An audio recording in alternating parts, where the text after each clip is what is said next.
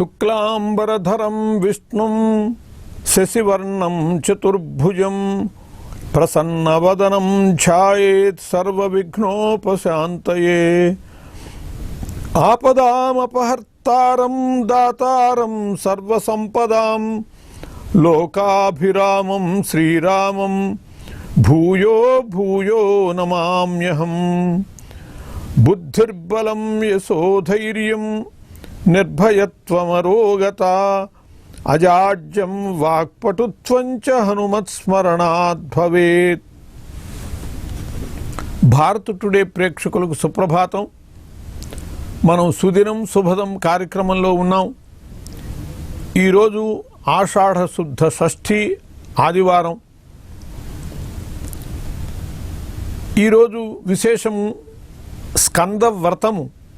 వరాహ పురాణంలోను స్మృతి కౌస్తుభంలో కూడా చెప్పబడ్డది. కుమార షష్ఠి అని కూడా దీన్ని అంటారు.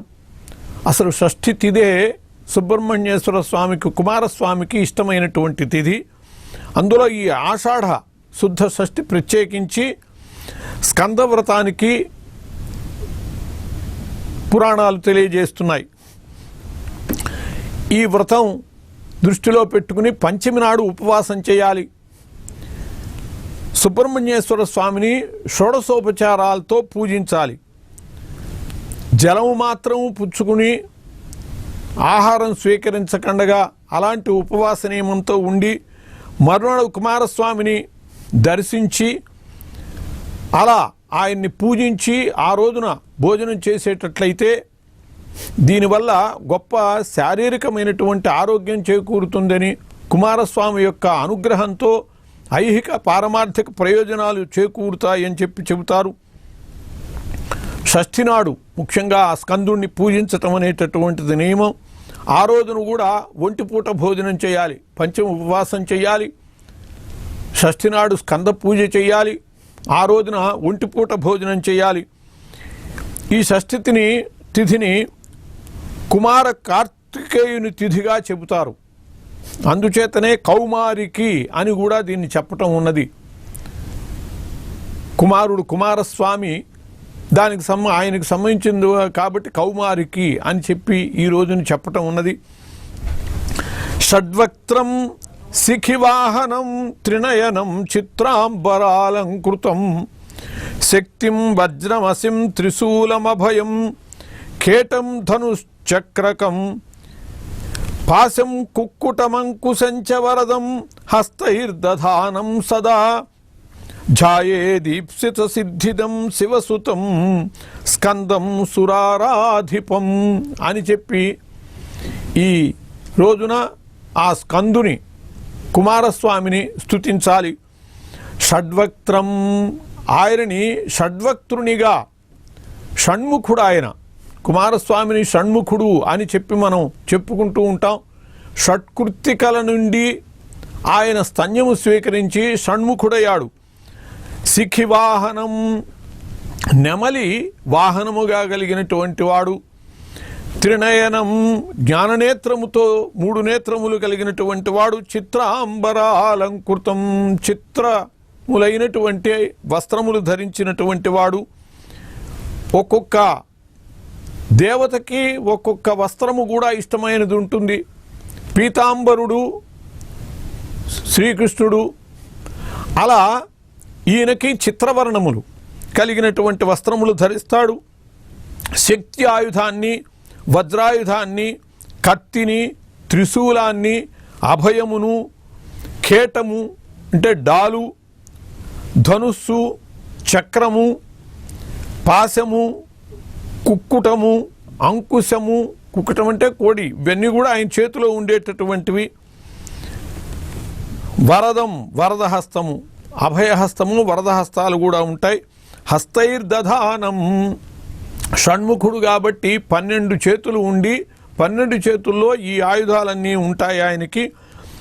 ఝాయే దీప్సిత సిద్ధిదం ఆయన ఈప్సిత సిద్ధిదుడు. ఈప్సితములు అంటే కోరుకున్నటువంటి కోరికలు, వాటిని సిద్ధింపజేసేటటువంటి వాడు. అటువంటి శివసుతం పరమేశ్వరుని యొక్క కుమారుడైనటువంటి స్కందం సురారాధిపం వందే. సురారాధిపుడు దేవతలకి అధిపుడైనటువంటి దేవతలందరూ కూడా సేన అయ్యి ఈయన్ని సేనానాయకుడిగా ఉంచుకున్నారు. అందువల్ల సురలందరికీ కూడా అధిపుడు ఈయన. ఆ రకంగా అటువంటి స్కందుణ్ణి సేవిస్తున్నాను అని చెప్పి ఈ రోజున ఆయన్ని స్తుతించి ధ్యానం చేసి షోడశోపచారాలతో పూజ చేయాలి. పంచమి ఉపవాసం, షష్ఠి నాడు షోడశోపచార పూజ. ఒకవేళ షోడశోపచార పూజ లేకపోతే, కుదరకపోతే షోడశ నామాలతో అయినా, అష్టోత్తర శతనామాలు కాకపోతే నామాలలో షోడశ నామాలతో అయినా సరే షోడశోపచార పూర్తి చేయమని చెప్పి శాస్త్రం చెబుతూ ఉన్నది. షోడశనామాలు కూడా ఈ విధంగా చెప్పబడ్డాయి కుమారస్వామికి సంబంధించినటువంటివి. ప్రథమో జ్ఞానక్యాత్మ,